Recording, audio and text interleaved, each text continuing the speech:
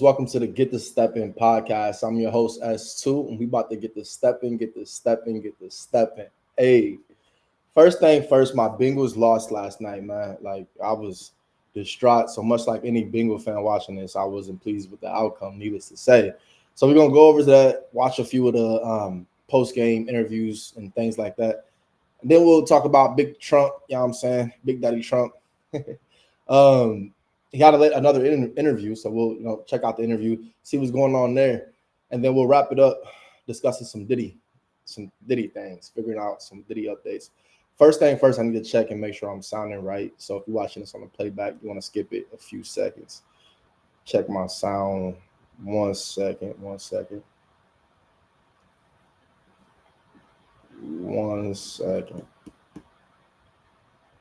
right, we're rolling right into it.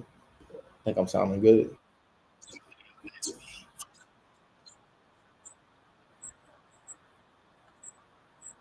All right, we sounding good. All right, yeah, man. So my Bengals lost last night. I was really upset, but I haven't got a chance to watch these interviews yet. So let's go and check out these interviews or the post-game interview. I mean,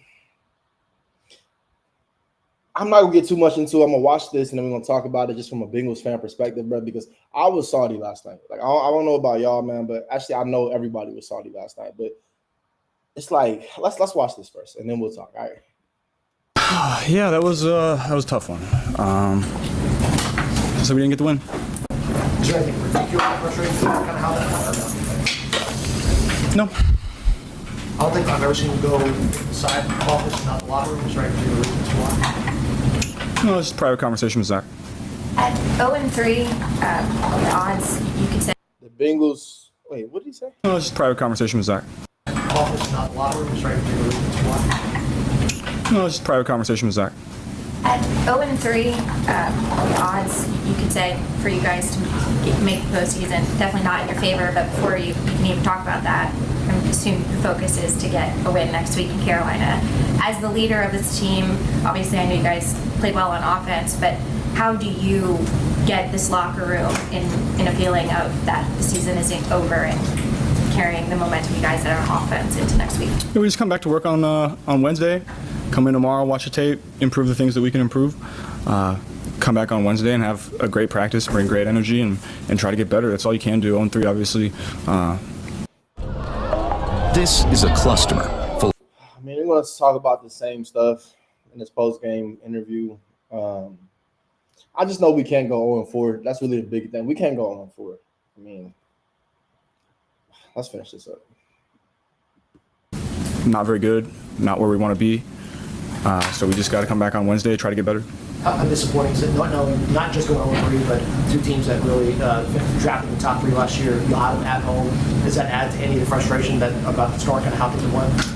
No game is easy. I mean, they played great on offense today. Jaden played unbelievable. We had our opportunities. We played horrible on defense. Like he played all right, but we played horrible on defense. And didn't cash in on them. So that's been the common denominator. We had our opportunities and we didn't cash in on them. We can't get in the red zone in a game like this and not score, man. That's... From the first 3 weeks, we've had opportunities and didn't cash in on those. So whatever we got to do to get better this week, so we can come back on Sunday and execute in the spots and get better in the spots that we need to is what we're going to do. How do you think the offense did overall tonight? We played really well. We stalled out on some drives in the first half. That's really what it came down to. We just got to get 7 in those situations in a game like that. Can you figure out why Young couldn't get in the end zone second quarter? There was a sack. I missed Zach on a scramble on second down. I think we probably would have got the first. Those are the two off the top of my head without watching the tape. Did you go into this game paying extra attention to the fact that you guys were down a couple of key players on your defensive line and maybe approached it in we're going to have to score a lot of points, maybe even more than we typically would because of what we're dealing with on the defensive side of the ball? No, I wouldn't say I approached it that way. That's, I go into every game ready to adapt to what I need to do to go and win the game. And we felt pretty early that what kind of game it was going to be, and for the most part, we answered. That second quarter, I think there were 2 drives there where we could have come up with 7, and we came up with one drive. We came up with none, and one drive we came up with 3. So that's an 11-point swing right there. After the game last week, you said y'all have a lot of improvement to do. Did you have a sense that this team had a long way to go? That if y'all wanted to get back to where you're at, I think what you ended the comments of last week after the game. We got a long way to go. Game went 21 and 23. Did you catch yourself looking up there? I mean, it didn't seem like you missed. Did you catch yourself watching at all? I mean, yeah, of course I'm watching him. He played great. I told him that after the game. Congrats to him. Big time performance. Credit to them. They played unbelievable. We didn't quite match their level of execution. But you guys, this is probably the best you've been in a long time as far as being in a group with running game and passing. Yeah, we were pretty consistent all day. Not to get into specifics of the conversation, but why did you feel the need to have that conversation with Dak immediately as you got off the field? It was a very positive conversation. We're not happy with where we're at, but by no means is the season over. We're 0-3. There's 14 left to play. We just have to continue to get better and see where the cards fall in the next 10 weeks, whenever the bye is. So we just got to go into this week preparing to get better and trying to get a win. That's all you can do. Was that your idea? Was that Zach's idea? Mutual. How did you feel physically? I feel great. Do you find yourself maybe needing to do anything different from a leadership style when you're 0-3 heading into a must-win game next week? That'll be some critical thinking that I'll have to do. It's hard to watch this, y'all.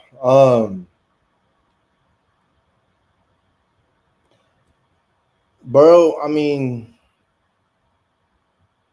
if you're in like the football world, I'm sure you've already seen the talks about this Burrow wash. Not like is he washed, but like is he not as good as people say he is? Is he hyped up? What I can say about Burrow, regardless of all those talks, is that he's always the same Burrow after a press conference. Like, I mean, I can say that lately his swagger, he ain't really had no swagger this whole year. I mean, they won by 1 game. Not even then the way they've been losing, it's just been heartbreaking. Like this one, if our defense would have got like 1 stop, at least just 1 stop, arguably we would have won. But at the same time, he didn't score when you got to score in a game like this, man. Like I said, we can't go 0-4. We 0-3. It is what it is. I was thinking about like just hopping up right after the game. I wanted to, but I just couldn't. I just couldn't bring myself to do it. I was feeling my feelings, but I ain't gonna lie. Let's finish this off. See what kind of leader I want to be going forward, and what I feel like the team needs from me going forward. That's the thing. I'm upset with just like I'm more so just like upset for all my Bengals fans out there, bro. Like we deserve better than this, Like we deserve better than this as an organization, as fans of an organization. We deserve better than this. Self-confidence in your defense. Yeah, of course. We got the players. No, we don't have the players in our defense. That's the big problem. We don't. And our defensive line is particular. Like Cam Taylor-Britt talking stuff and all that. Yeah, I mean, you know what I'm saying? But like, if our defensive line can get some kind of pressure, he'll be able to do a little bit of something, you know what I'm saying? Like, that dude, Jane Daniels, was playing 7-on-7 all night. Like, the one time Henderson get in the backfield, he basically – was it Henderson? Yeah, Henderson. He basically jumped off sides, bro. Like, it was a bad night. Let's finish this off. I'm not sure what happened tonight. I know we got great coaches and we got really good players that are willing to improve and take coaching. So just like any game, when you don't play great,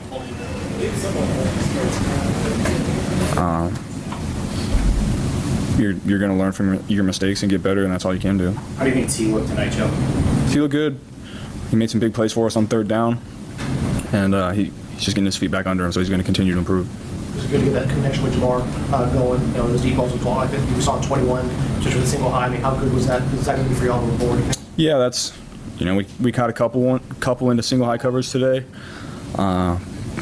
based on today, I'm not sure how much more we're going to see of that. Man, it don't matter how much you see. Like, you gotta force it in there. That Jane Daniels dude forced it into double coverage. That first touchdown that receiver, Madhu, whatever his name is, the first touchdown he got was double coverage. The Cam Taylor-Britt, Cam Taylor-Britt in the safety. I think that was Geno Stone over the top. It was double coverage. Like, we have to throw it into double coverage. This can't be like something where they like 2 drives out there. We went all the way down the field. We were throwing it to our running back. Like, I'm thinking a running back is like a receiver. Like, we just kept throwing it to the running back. And they always gonna say we just take what the defense gives us. But at the same time, it's like you gotta take chances. You gotta take chances. All I know is we can't play this game going into Carolina. Like, we gotta put it all on the line. We can't go on for it. So I mean, I'm over yesterday as much as I can be after one day. It's only been a day. Not even 24 hours. But my head is on into Carolina. We can't go on for it. I think we caught it 2 times and we scored 2 touchdowns. So we'll see if teams continue to do that. I hope they do. We're going to continue to, try to take advantage of our opportunities. What did you think when you saw that pre-snap? I don't think we've seen that a ton when y'all get in that part of the field. What did you think pre-snap when they showed one? Yeah, I liked the calls we had into it. We executed on them, so that was exciting to see. We'll watch the tape and see some of those red zone opportunities that we could have had. I mean, they were doubling them like Calvin Johnson down there. So we got to find some plays to still get him the ball in those situations. We can't just let the team take him away like that. And so I think, going forward, just finding some more plays to get him involved like that. The ball to Yoshi on 4th down, for the touchdown. Did he run like a similar? Was that a similar route to what he did in KC? It looked like he kind of reversed. A little double move, yeah. Not exactly the look we were looking for in that situation, but we made it work.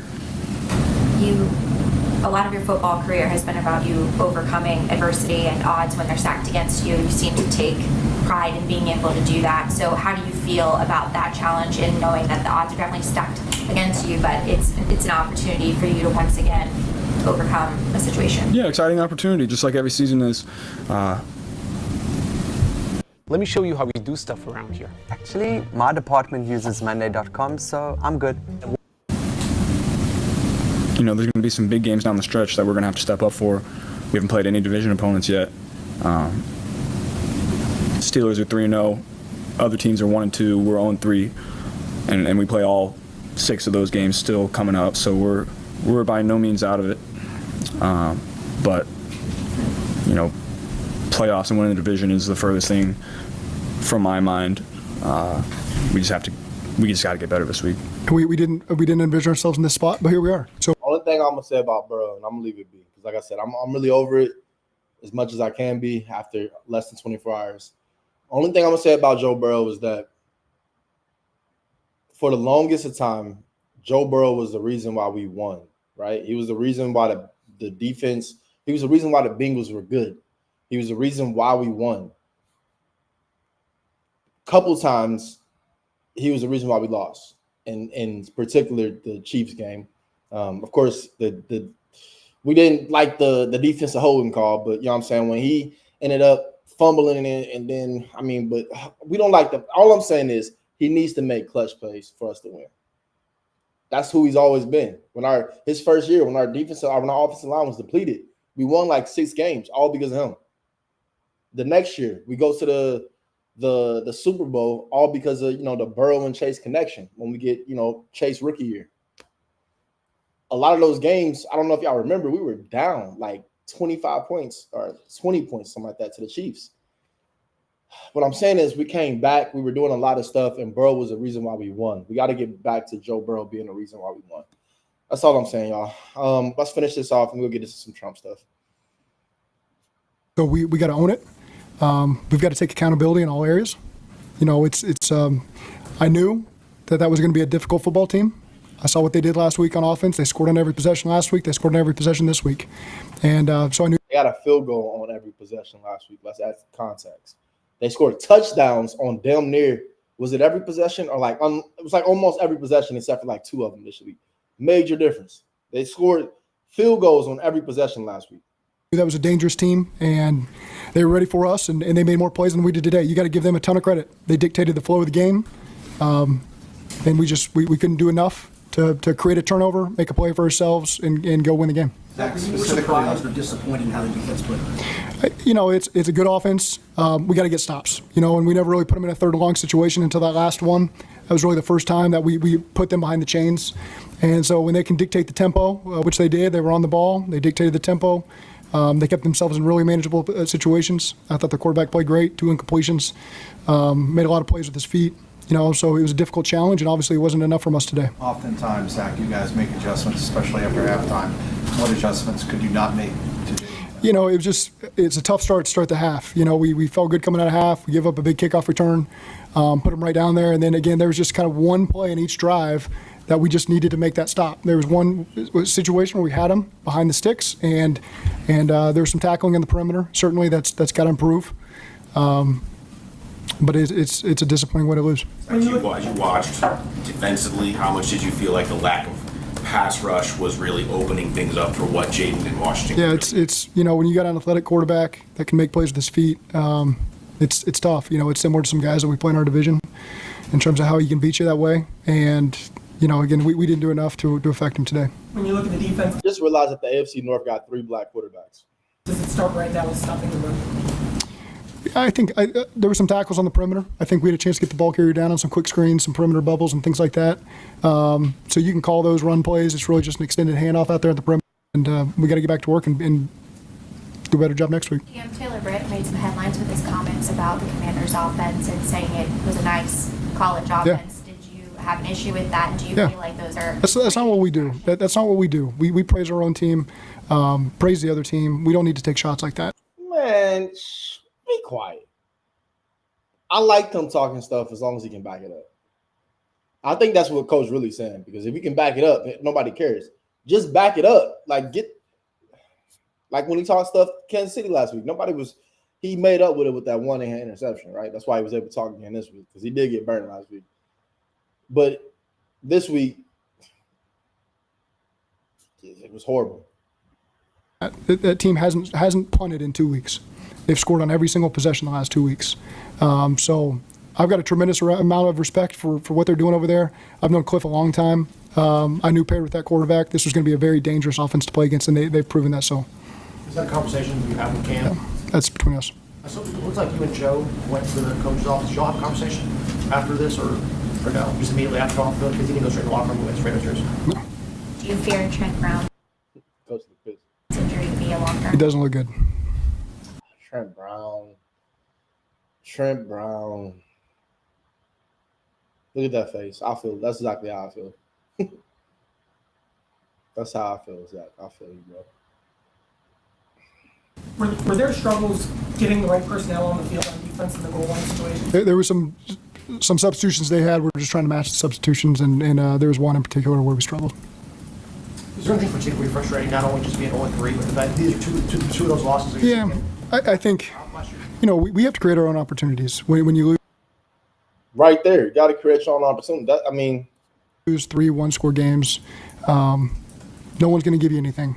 And so, again, there's no gift we're expecting to receive. We have to go take it, and we haven't done enough. I remember when we went 0-11. The first 6 games we lost were by 1 score. Really dictating the tempo of the game, as collectively, offense, defense, and special teams. There hasn't been one unit that's dominated to really take the pressure off the other unit, and so this falls on everybody. And it's frustrating. It's a kick in the gut when you would put on all this work in the offseason training camp and you feel really good about the team and you start out 0-3. But again, that is what we are right now. And I told these guys we got to find a way to get a win next Sunday, and we'll get this thing moving in the right direction. But right now, there's a lot of frustration, I know, from the people that are supporting us, and we're frustrated with ourselves that we haven't found a way to win yet, and we just got to figure that out. But no one's going to point fingers. Put ourselves in a hole that I firmly believe we can dig ourselves out of, and I'm excited to watch and see how this team responds. The one thing the offense struggled with was in the red zone. What did you see in the red zone? We kind of wasted a possession. We thought there might have been a fumble, so we rushed the ball one time, and then we ran a screen. Yeah, why did they rush that? Second down play in the corner, blitz and blew it up. So that's the one that it kind of kills me there because we just had 2 plays that didn't get us yardage, and I felt like the other drives we were pretty efficient. So, that was a tough one. We needed 7 points there, and we only got 3. I mean, it's crazy to think about it. Like, it used to cost millions to advertise on TV, and now. Well, that is enough of the depressing things for the day, y'all. I'm gonna go and pick it up. I'm gonna end it right here with the Bengals, though. All I can say is, like I said, we can't lose against North Carolina. Andy Dalton just went out and threw like 3 touchdowns. He was a red rifleman. You know what I'm saying? Red rifle was red rifle. He reminded me of vintage Andy Dalton when I was like 13 years old and I thought we were about to win the Super Bowl. I was like, hey, we got, you know what I'm saying, Andy Dalton. We got Chad for like a little second. And then, did we got Chad still? Or was it Hushmanzada? It was one of them was like still with Andy Dalton. Doesn't play like a year. And then we ended up having AJ Green, Jermaine Gresham, a few other dogs. But all I'm saying is we got to tighten up because Andy Dalton is going to be there ready to stake his claim. So I don't think the Bengals are broken. The Bengals are not broken. I know that's like the main title of this. Maybe I should have switched it up. But the Bengals aren't broken. I like to think not. But I do feel like we can't lose. We can't go in for it, bro. we going for it, y'all. I might throw my mic and I might start really breaking stuff. I'll be there. I'll be in the building, you know what I'm saying, North Carolina, to see us get our first win. All right, so let's switch gears, man. Let's get some energy, man. I had to like really shake this off, man. Give me some energy. You know what I'm saying? I'm good now. I'm back. I'm ready. I'm good. So anyway, Trump was in the news again. So did y'all hear about him not taking that debate, the CNN debate? He declined the third one. He said they were already starting some things, which I completely understand, to be real with you, because it's like, yo, we've already done 2. Even though I'm not gonna lie, I think Trump would benefit possibly from another one. I feel like Trump could benefit from another debate, even though he declined it. He said he didn't want to debate Kamala a second time because that'd be his third debate, and that's only her second debate. That being said, let's go ahead and get into some Trump interview action, y'all. I want to see this with Shirley Atkinson. Yeah, Shirley Atkinson. That's who Trump was just interviewing with. So we're about to go ahead and check that out here. And let's get into it right about now. And this was like just a couple of days ago, so I haven't seen it. This was 1 day ago. I haven't seen it. Don't know what they're talking about. They're talking about something about the shooter, so let's see what's up. Just weeks before one of the most bizarre presidential elections in U.S. history, former President Donald Trump joins Full Measure to discuss a second assassination attempt. Okay, are you ever scared? I can't be scared because if you're scared, you can't do your jobs. His policies. And I'm going to cut fuel prices in half within 12 months. Hey, wait a minute. What's the day? September 24th, bro. He said he's going to cut fuel prices in half within 12 months. I'm calling cap on that. I mess with Trump, but I'm calling cap on that. And if he gets elected, and he's lying, come back. September 24th, 7:30 p.m. Remember this day. Fuel prices like $3 right now. $3.10, depending on where you're at. And his opponent. So, first of all, she can't do an interview. She could never do this interview because you ask questions like, give me a specific answer. If you're not successful this time, do you see yourself running again in 4 years?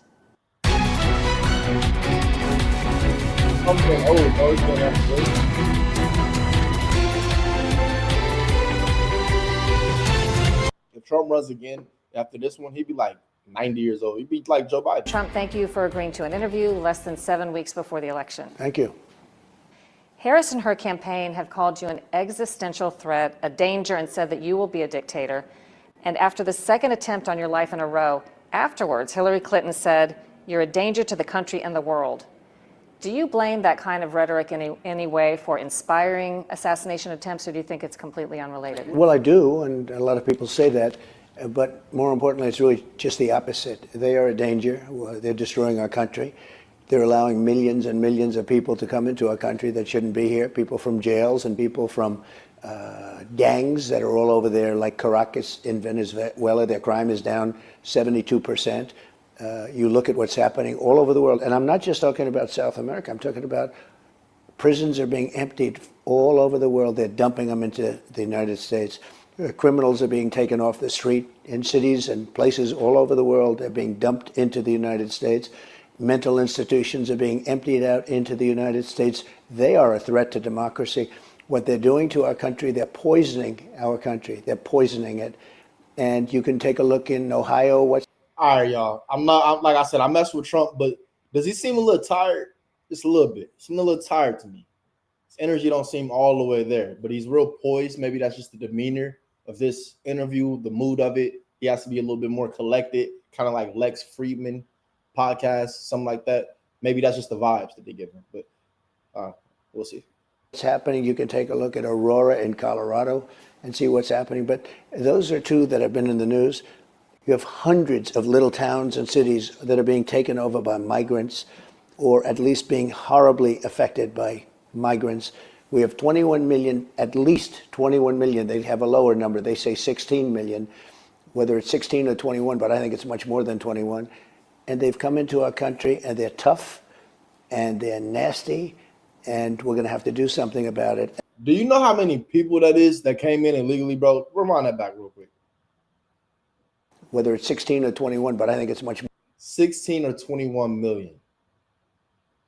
That's a lot of illegal, and illegals from all around the world. What do you think the long-term effects would be on the U.S. economy?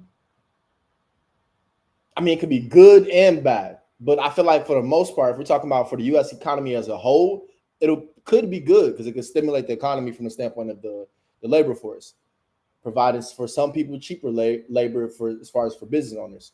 But if you're talking about original American-born citizen, I don't think it'll have a positive impact on you unless you have the means to, depending on where you fall in the social class. I'm not like we have a real social class system, but you get what I mean. Like depending on where you fall, this can't be a good thing. 16 to 20 million illegal, undocumented immigrants coming in. It's crazy. More than 21. And they've come into our country, and they're tough, and they're nasty, and we're going to have to do something about it, and fast, or we're not going to have a country left. And they're the ones that are the threat to democracy. How do they say Trump is so mean and divisive because he says things like they're nasty and this stuff?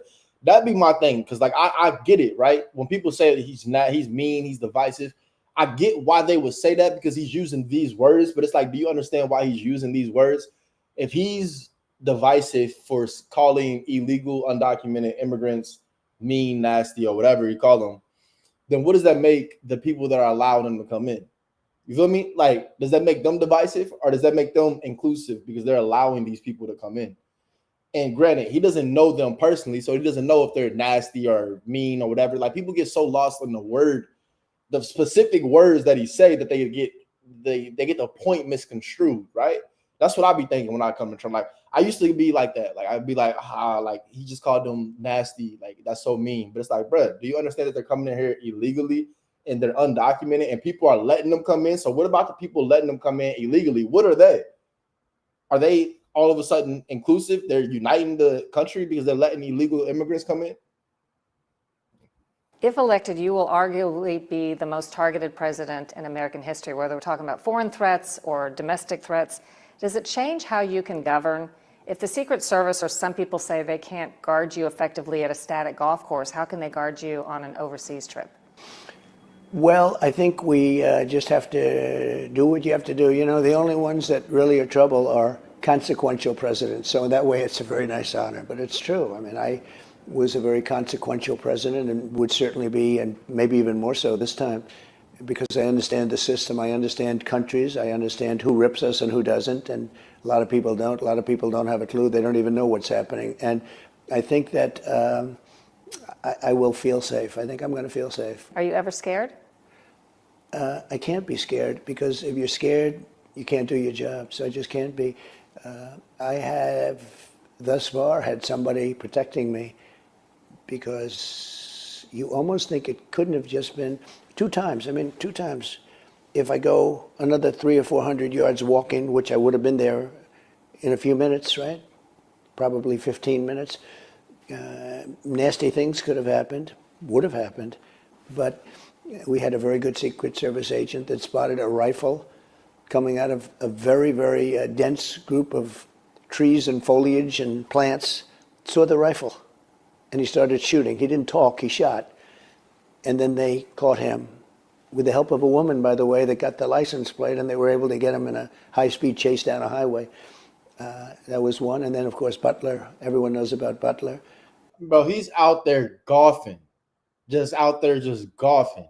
And he see a rifle peeking through the bushes, and they just start shooting at it. That's crazy. For the people that says that this is fake, I don't get why it would be fake, to be real with you. Like, for the people that say it's fake, they won't believe it until Trump really, you know what I'm saying, the worst happens. Let's say that. They won't believe it until that worst actually happens. It's like, why wait till we get there? Like, nah, this is a really thing really happening. It's really sad. You know what I'm saying? It's really sad thing. That was a quick turn of the head to show a chart. That was a good immigration chart, showed what a good job I did, but that will go down as my all-time favorite chart.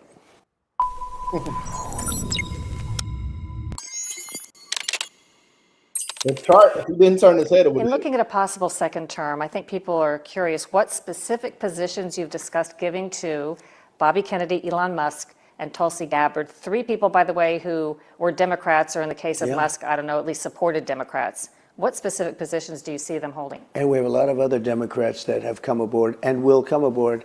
Bobby will do great on health and on the environment. But does that mean like Health and Human Services? No, it doesn't mean anything. It means it could be, but I didn't make deals with anybody because it's not appropriate to do it at this. It's too early. But it's getting to be that time, isn't it, when you think we have just a short while to go? It's amazing. But a short while in my life is an eternity. So we'll see what happens. But Bobby is a really, what he's done on healthcare over the years. I mean, I've known him for a long time. And with him, it's eating what you eat, what chemicals you put in your body. I mean, he's been fighting for this for years. He looks at other countries where they don't use chemicals or they use much less than we use. And the people are healthier than they are in the United States, which is not that healthy a country. Also environmentally, and I understand the environment, I think, as well as anybody, but I also want to have the greatest economy. We had the greatest economy ever, and we're going to have the greatest economy again, even better. We're going to bring back the auto business. We're going to bring back a lot of businesses into our country that nobody thought would have been possible. Now they think it would have been. And what I did during my term, I had the greatest economy in the history of our country. I think in the history of the world. There's never been such production that we had, and I'll be able to do it again, and I think very quickly. One of the assets we have is we have more liquid gold, meaning oil, etc., under our feet than anybody else, than any other country, including Saudi Arabia and Russia. And we were energy independent just a short while ago. We'll be energy independent, but we'll actually be energy dominant again.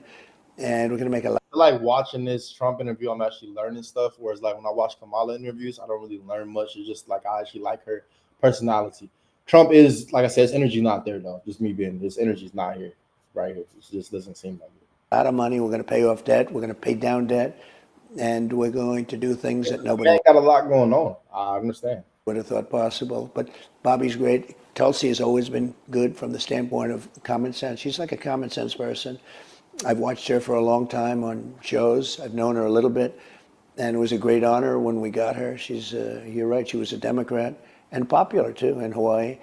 And she will be terrific. And Elon Musk? Well, Elon is Elon. I mean, Elon is, he's endorsed me very powerfully. He feels this is the most important election we've ever had. And as you know, he probably has a couple of other things to do. But he's indicated he might be willing to help with like government waste type issues. What he will do is, and the thing that we talk about more than anything else is exactly that, it's costs. He's a big cost cutter. He's always been very good at it. And I'm good at it. But Elon, I'll tell you what, he will go in and he'll say, this is what you have to do. You have to do this. He is so into that. He feels there's so much waste and fat in this country. And he's right. He's 100% right. And he's been just great. He's given me ringing endorsements, even though I disagree with him a little bit on the electric car. But he agrees with me from the standpoint that not every car should be electric. They have an electric mandate that will put Detroit and every other automaker out of business entirely within 2 years. And I'm going to terminate that immediately. That'll be in the first day. I'll terminate it. And we want electric cars, but we want really to have all cars. You have hybrids, you have everything. You have gas-powered cars.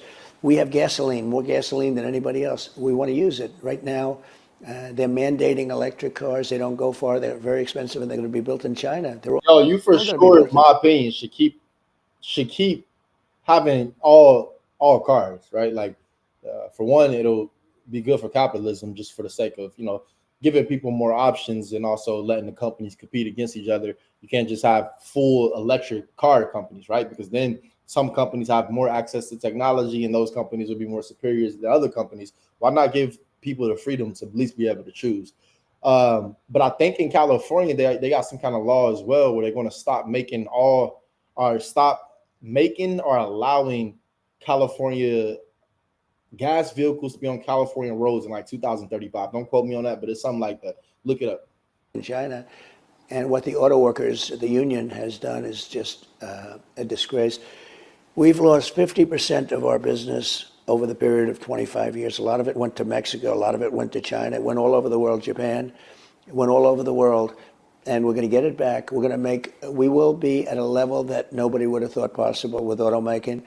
And I'm going to cut fuel prices in half within 12 months so that, because the energy costs are so high, the biggest problem, and you can see this even in polling, that people have is everything's too expensive.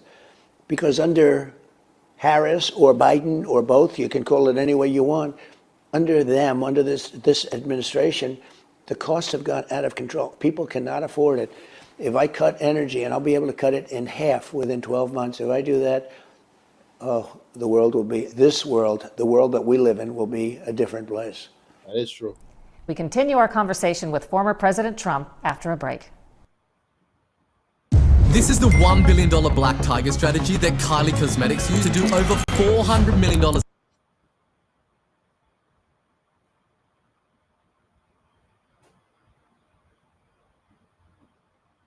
Yeah, what happened? On immigration, which you've mentioned, most people seem to think that you can tighten up the border. And for the untold millions who are here illegally that you referred to, you've talked about a mass deportation program. How is that practically possible? Because a lot of the millions of people have had children here who are American citizens. And don't you think the first time there is an image on television of a family tearfully being told to board a bus, that whole program would end? That's right. If you take a young woman with two beautiful children and you put her on a bus and it ends up on the front page of every newspaper, it makes it a lot harder. So yes to mass deportation, even of women and children. So we're going to look at it on. very closely. The way you phrase it is exactly right. You put one wrong person onto a bus or onto an airplane, and your radical left lunatics will try and make it sound like the worst thing that's ever happened. But we're getting the criminals out, and we're going to do that fast, and we know who they are. The local police know their names, and they know their serial numbers. They know everything about them. We work with the local police, the local law enforcement, which is great all throughout the country. But we have to look, we have murderers that have been let into our country. They're not going to get better. We have people that are insane, that their mental institutions all over the world have a much lower population, and in many cases, they've been emptied out. The jails are down to much lower numbers, and soon they'll be emptied out. They're emptying out into the United States of America. We're not a dumping ground. We're going to get all of those people out, and we're going to get them out fast. And we have no choice, because that's not sustainable by any country. On the economy, which you've mentioned, for our viewers, a dozen eggs under Trump cost no more than $2.08 and as low as $1.46. Under Biden-Harris last month, $3.20. I know eggs is my stuff. A gallon of unleaded regular gas. Y'all know eggs is my stuff, so we're about to rewind. I told y'all, like, breakfast is my thing. And that's what I noticed. Eggs right now, like for 18 pack, 18 packs cost like $7.50, $7.70, something crazy. But they did say the birds got like a bird flu or something like that. But let's rewind this. Let's any country. On the economy, which you've mentioned, for our viewers, a dozen eggs under Trump cost no more than $2.08 and as low as $1.46. Under Biden-Harris last month, $3.20. Yeah. A gallon of unleaded regular gas under Trump as low as $1.88, never hitting $3. Biden-Harris as high as $5.06, and last month still $3. Well, hold on, because it for sure was hitting $5 and going over $3 in California. But like I said, during Trump times, I'm out in Arizona. It was like $2.99, $2.90, and that's like in the West. So it was the economy. Trump, his biggest asset is the economy, bro. Like the economy, he should win on that. He should win on that. 52 cents. Kamala Harris has been very short on specifics when it comes to economy, other than saying she wants an opportunity economy. What are the specific mechanics of how prices come down? You know, the steps that would be taken in a second term for you? So first of all, she can't do an interview. She could never do this interview because you ask questions like, give me a specific answer. She talks about her lawn when she was growing up. This woman is not equipped to be president. She's not equipped to deal with President Xi, who I took in hundreds of billions of dollars with him, and Putin. We had no war with Putin. Remember, and I'm just going to go off just for this, with Bush, they took a lot, Russia. With Biden, they're trying to take everything. With Obama, they took a lot. With Trump, Russia took nothing. Just remember that. You know, it's a little chart. But what happened, and when you look at what took place, was so sad. When they took over, they cut the oil way down, and oil started going through the roof. It was going to go to $10 a gallon. It was going to go to numbers that nobody's ever seen. And so they went back to the Trump drilling. They said, let it go back. That was the only good thing, but they stopped. Because I would be there, but 4 years later, I would be triple what the number was. Right now, they're just about even where I was. But they only did that because of the fact that they eventually have an election coming up. And you remember at the beginning what happened. That's one of the reasons that Putin went in, because it went to $100 a barrel instead of $40 a barrel. And he could fight all the wars he wants with those kind of numbers because he's a big seller of oil and gas. So what happens is they went back to what I was doing, just said, just reopen. It wasn't hard. It's so crazy what they want to do. They're going to destroy lives. They're going to destroy what they have done to this country, and especially in the sense of allowing millions and millions of people come in, because that's something, you know, we can fix the gasoline situation and we can fix the anything. Do prices come down magically because it's not them? They come down with energy and they come down with interest rates. We're going to get, as I told you, we're going to get energy down by 50% in 12 months. We're going to have it's going to be a major smash on energy. If you look at the energy and I'm not just talking about cars, I'm talking about air conditioning, heating, your basic energy, operating a bakery, operating any kind of a business, it's all having to do with energy. That was where they started wrong. When they cut way back on what I did, and again, just so you understand, they then let it go back to where it was, which was a very smart thing. Otherwise, you would have had, I think you would have had a depression, if you want to know the truth. But energy was rising at a level that nobody had ever seen. And then they said, go back, go back. They were telling people, go back to your wells, go back to drilling, go back to fracking, do whatever you have to do. But if they win, the day after, they're going all the way. They were only doing that because of an election coming up. They're going all the way. It's madness. And what they've done to our country is mad. I'm wondering, looking back at you sitting out for 4 years, basically, at least, is there a benefit to that in terms of you being able to see, maybe to regather, regroup, see who you could trust and who you can't trust? Well, that's a good point, but I'll tell you the maybe bigger point. It would have been easier if I did it, you know, contiguous, to be honest. You have to go a long way back in history to see the one person that was able to do it non-consecutively. But the benefit is, more than anything else, it shows how bad they were. It shows how bad this radical left, liberal, crazy philosophy is with defund the police. You know, they wanted to defund the police. She still wants to defund the police. Anybody that wanted to defund, she was a leader of the defund the police, Kamala. I'd call her Harris, but nobody. Remember when defund the police was like a real thing? Like people were like really thinking that was how nobody was ever going to actually defund the police. I feel like people just they get control of our emotions and really take control of moments and just say anything to gain support, and people ride with it and run with it, and then there's no accountability when nothing happens, or they just point the finger and say that they're the reason why it didn't happen. Politicians are like one of the most, I feel like some of the most manipulative people, right? Because they have to understand when is their opportunity, and the opportunity usually arrives in a crisis, or usually arrives when emotions are high.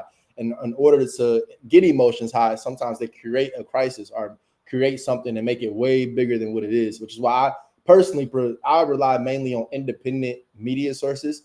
I don't do like the established media because like they plan stuff out so much, bro. Like they plan the horrible event to tell you something so you can react and so you can form some kind of belief system. It's like, no, form your own belief system. That's why tuning in to the Get to Stepping podcast here at the Get to Stepping Morning Show. Like it's going to be two different sides that we look at. We're looking at both sides of it, but that's because you have to form your own opinion. Form your own opinion. Look at it, take in all the information. Don't just get inside the headline or whatever the headline is and then be like run with it and telling everybody else something. You don't even know the nut, like you don't even know the full of it. You just know what the headline was. That's where people fall victim in this society because everything is happening so quick. So a lot of times you don't even have time to actually sit back and look at everything. That's why we're here watching this interview. We sitting back and we actually looking at it and we're forming our own opinion. Way different than what a lot of people will do this November. They're going to just vote based on what they heard, based on what they believe, based on what they see. It's like, no, take time, absorb the information, form your own opinion, then vote.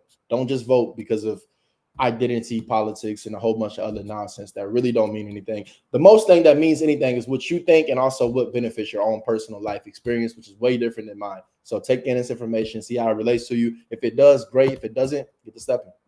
Nobody knows who I'm talking about when I say Harris. They only know, it's a sort of interesting, it's her last name, but nobody knows who I'm talking about.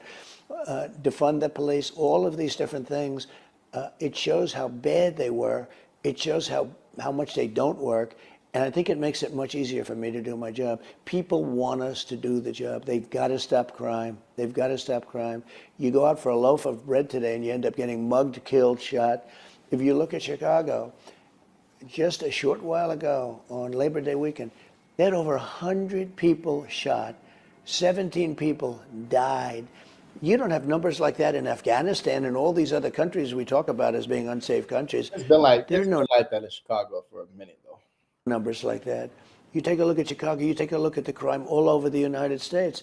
That's why the FBI has to give the real numbers, but the DOJ gave the real numbers, and crime is absolutely out of control. We're going to make sure, we have a little expression, it's called MAGA. It's called Make America Great Again. That's what we're going to do, because America is not great now. By the way, we asked Kamala Harris for an interview, but so far, she hasn't agreed. Back after a short break. Weeks, oh my goodness, weeks. Some of the 2,000 plus agency owners, coaches, and consultants who have say at your rallies and so on that you don't feel like you get enough credit on COVID. But by nearly every assessment, the CDC failed miserably at job one. And yes, the COVID vaccines were developed in record time, but as we now know, they don't prevent infection, illness, or transmission, and they have very potentially serious side effects. Do you think that maybe they were... I'm kind of weak about the COVID vaccine. I remember when, like I said, I wasn't getting it. People was like, "You're not getting it." I'm like, "I'm not getting that." We don't know. Like it came up so quick, and we haven't even got a chance to see how it affects people. And you want us to get it so quick? It's like, nah, I'm not getting that. Like this stuff has so many crazy side effects that are yet to be discovered that will only be discovered in our lifetime after time goes by. Bro, y'all just don't be falling victim to the scare tactics, man. Like I said, they create a crisis. A crisis is the perfect time to implement your new ideas when it comes to government or when it comes to a governing body. If you create a crisis, now it's like, now the people look like, yo, we need you. Help us. Oh, you need help? Perfect. I got the perfect idea. Here, giving you stuff. Not knowing what is really with that. Like that, there was a catch-22 with all that kind of stuff, bro. Proved too fast, and in hindsight, based on what we know now, what would you have done differently? Well, I think they're doing studies on the vaccines, and we're going to find out, and it'll come out one way or the other. But I really had a mandate to get vaccines done, and I got them done very quickly in record time. The Democrats love it. The Democrats love it, and the Republicans don't. It's very interesting. The vaccines, they love it. I have a friend of mine who said to me, "Why don't you talk about the vaccine, what you did with the vaccine?" He's a Democrat, but I'm sure he voted for me. He said, "What you did was the most incredible thing that any president has ever done. You've saved hundreds of millions of lives all over the world." And this was just recently, very smart guy. He said, "I don't understand why you don't talk about it." And I don't talk about it. But if you go to Pfizer, if you go to some of these companies, they have charts and they have all sorts of statistics. And I say, why don't you release those statistics? Let people know. But I don't talk about it. I can say this, the Democrats would love to claim it. The Republicans don't want to claim it. But it'll be determined, I'd say, over the next 12 months. I say this in terms of overall, I think I did an amazing job with COVID. I never got the credit for it. Remember that more people died under Biden-Harris than died under Trump. And they had a much easier time because when it came in here, nobody knew what it was. It came from the Wuhan labs, which I always said but nobody really knew what it was, where it came from, nothing. They knew nothing. And we got hit. And I got great credit on military. We knocked out ISIS. We rebuilt the military. Great credit on military. Great credit on the economy. I never got great credit on the fighting of the China virus, which is COVID, but we call it the China virus because we like to be accurate. But if you think of what I've done, I took a disaster that came into our shores, that dust flew in from China, and we started making things like the ventilators. We were supplying the whole world with ventilators within a period of 7 months. We took auto factories and started making ventilators in auto factories. We did the gowns, the costume, all of the different things, all of the rubberized products, the masks, everything. And we also had to go because when I took over, the cupboards were bare. We had nothing. We were supposed to have, but we had nothing. And in all fairness to previous presidents, the reason is that nobody really thought a pandemic in this world, in this age, was possible. You remember 1917, we had the great pandemic that people talk about, 100 million people, they say, died. And basically this would have happened here too, and it didn't happen here. I think I did a great job. I think I will not be given credit for it, but there are a lot of people that think I did a really fantastic job on that. Nobody knew what it was. Nobody knew where it came from. And remember, we had far fewer deaths than Biden, and Biden just got the tail end. So we did a good job. More with Donald Trump after a break. Appreciate y'all tuning in. Go ahead and hit that like for the algorithm. We're about to finish this off and get us some more Trump news.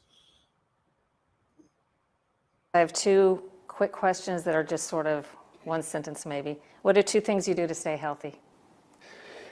Well, I used to play golf a little bit. That gave me, so I don't know, but it seems to be quite a dangerous sport in retrospect. I try and eat properly. I do the best, and I try and get some. I do, but proper hamburgers. But I like proper hamburgers. So I guess not Walmart meat, huh? Perhaps all of the wrong food. But then I say, does anybody know what the right food is? You're I right had people about that, lecturing me for years. Oh, don't eat this, don't eat that. They're gone. They have passed away long ago. And here I am. So that's some real stuff. That's one thing about life, man. Like, you can do all this time trying to eat right, not smoke, not drink. But when it's your time to go, my God, it's your time to go. And like, can't nobody save you from that. Not all the fake meat, not all the non-cigarettes. Like, no matter when it happens, when it's your time, it's your time. I think the best thing you can do is just live happy. That's the only thing. If cigarettes make you happy, you know what I'm saying, toke up. If drinking beer and just eating hamburgers all night, eat a burger and some beer. Do whatever makes you happy. If that's what makes you happy, you might as well do it. So I'm not sure I want to make too many changes. And then, if you're not successful this time, do you see yourself running again in 4 years? No, I don't. No, I don't. I think that will be it. I don't see that at all. I think hopefully we're going to be successful. Mr. President, thank you for the interview. Don't ask Trump that question. Hey, he wasn't expecting that. No, well, I'm about to win. Yeah, man. To hone into that, what I just said though, like, yeah, you can drink, smoke, eat nasty, and do all those things if you want to. But the bottom line is, if you're happy, then do it. But what happens is when you're drinking and smoking, you're only happy in that moment.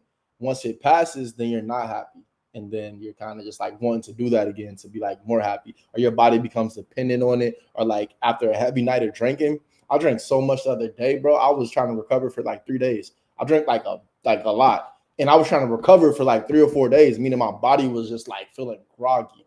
And I tried to drink again to recover, and it didn't work. It just was horrible. I'm not a big drinker. I like to smoke weed, but like I'm not a big drinker. But yeah, do what makes you happy. Live your life. All right, let's get into this other one. This is the Trump op, man. His ops try to write a letter, and they were revealing, I guess, what happened. Let's check it out. Bombshell letter revealed from Trump assassination suspect. Let's check it out. This is a Fox News alert. In about This nigga look crazy, don't it? About 2 hours, the suspect in the second assassination attempt against former President Donald Trump will be back in federal court, where a judge will determine whether he can be released on bail.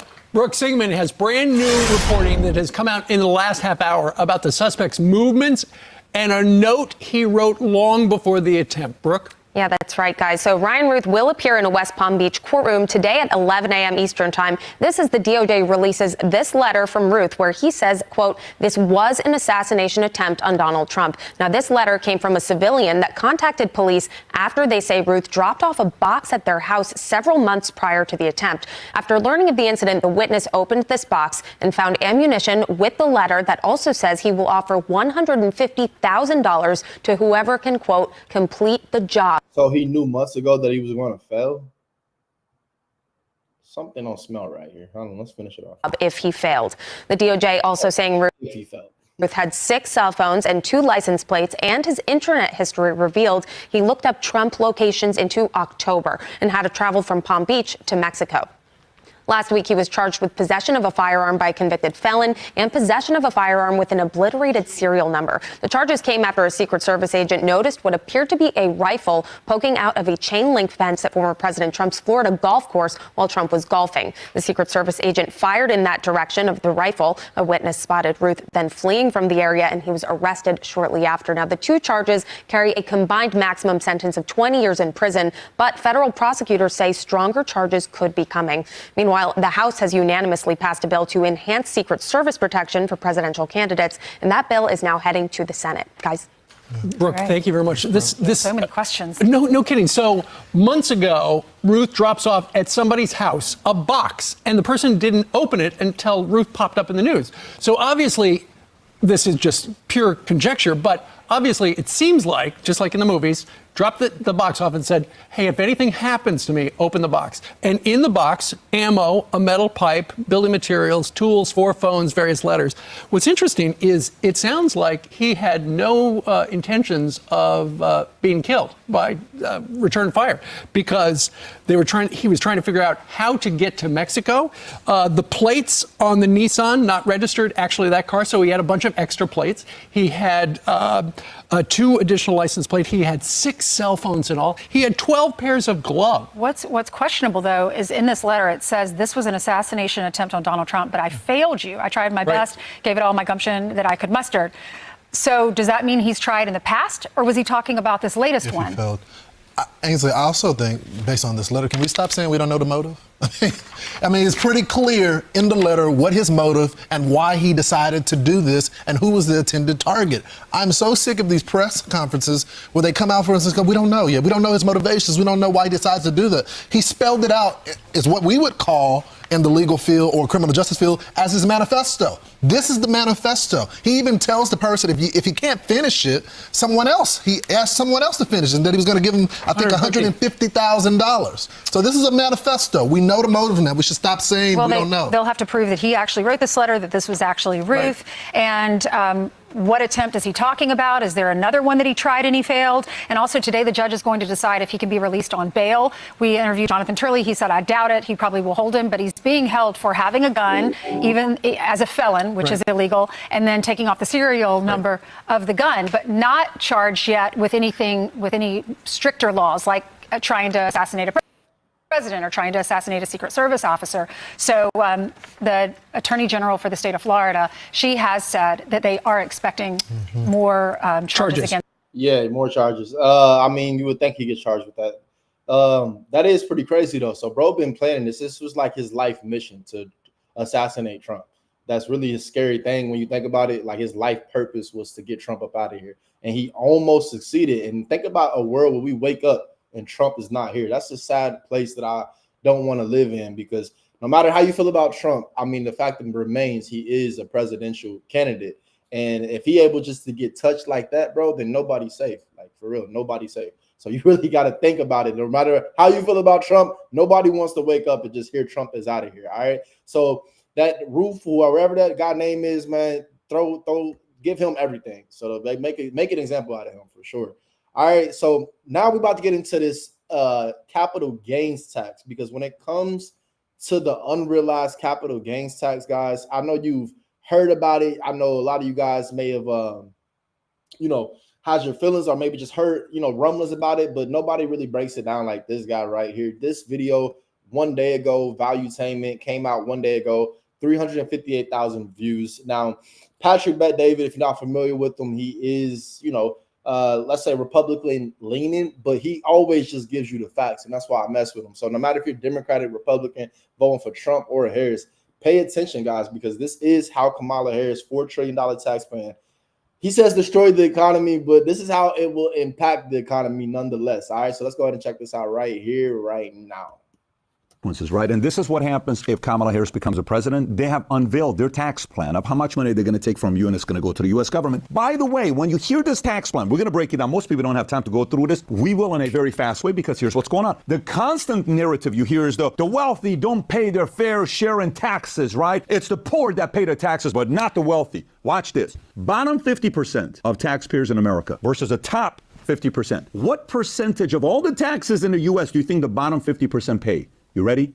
2.3%. You know what the top 50% pays? 97.7%. Now, you may say you're a Kamala person. You may say, well, Pat, how about the top 1%? It's the top 1% that's not paying any of the taxes. Really? Here's a chart for you. The top 1% pays 42.3% of all the taxes the government gets. So what the hell is this narrative about the fact that rich people don't pay their taxes? By the way, very simple question you got to ask. This unrealized capital gains that they're talking about on what's going to happen to people over $100 million, we use ChatGPT to find that if this were to pass, how much a lot of the wealthy people like Musk would have to pay just in unrealized capital gains. We'll show you the number. But the main question you have to answer is the following. Would you rather have all this money go to the government and see how they handle the money? Maybe it'll end up in Zelensky's hands. Or would you rather have this money be in entrepreneurs, job creators like Musk that continue to reinvest into the companies and grow it? Who would you rather trust the money going to? We're going to talk about all of this stuff today. Okay, so for you. I mean, right there. I think, because the last video, if you guys are just new to the channel, there was a video I released a couple days ago. We released it. It was about comparing the $2.8 trillion difference between Kamala Harris and Trump's tax plan, right? The comments are going crazy right now. People are still going back and forth in the comments. If you get a chance, check it out after you get off the live. But basically, there's a lot of people going back and forth. You know, a lot of people are saying it doesn't matter. It's only going to impact the top 1% or the top, only people making $100 million or more, or only people making over 400,000. So most people aren't making that amount of money, so it doesn't matter. My thing is like, no, it does matter, because for one, it's setting a bad precedent. For two, how do you think these people are going to pay for these taxes? Like, they're going to be firing their employees, and then what would that do to the economy? And then you'll look back and say that these people are so mean and messed up for firing their employees, right? So it's just like so many different things. And then regarding 400,000 or people only earning $100 million to have $100 million in assets, it's like, yo, just because they're doing it to them, and just because you maybe only have like $20,000 or however much money you make a year, it doesn't make it right. Like, no matter what you think, it doesn't make it right. Just because it's only happening to a small group of people does not make it right. It's like slavery. Like, was slavery ever okay? Like, I'm not trying to really compare it with obviously the government is not enslaving rich, well-off people. No, it's not the case. But the fact is, they worked hard for their money. The government didn't give them their money. So why should the government have the power to just take their money? Like, why should they just take their money that they're not even spending?